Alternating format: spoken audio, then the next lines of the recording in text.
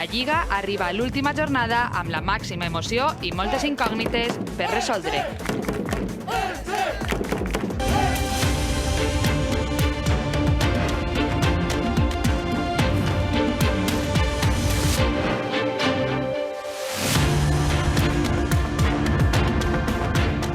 Última jornada de Lliga a tot o res per a l'Elx. Este dissabte al Martínez Valero davant 5.000 aficionats esgotaran l'última opció de salvar el cap en primera. L'afició per fi torna a aquestes grades. On estàs tu, Carles Figuerola?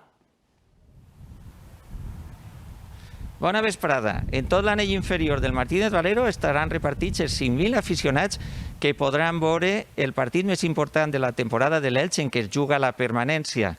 Estaran col·locats a una distància d'1,5 metres, 2 metres. L'Elx sentirà el suport de l'afició en un partit vital contra l'Atlètic. L'últim partit en públic al Martínez Valero va ser l'1 de març del 2020 contra el Numancia.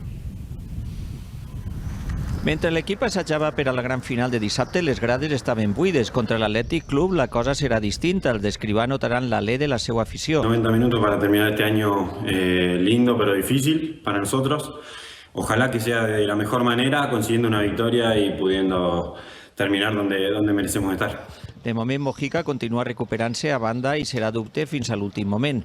Qui segur que no podrà jugar el central Diego González per acumulació d'amonestacions. El cos tècnic i la plantilla encaren amb ànims estos dies de nervis i tensió i tot mirant de reull el València de Boro. Nosotros tenemos que pensar en hacer nosotros nuestra parte y los demás pues, que cumplan.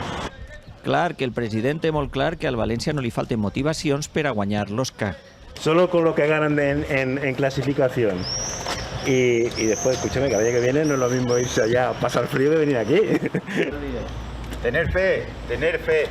El director esportiu de l'Elx, Nico Rodríguez, ja coneix la salvació in extremis. La va viure en l'Sporting de Gijón fa 5 anys.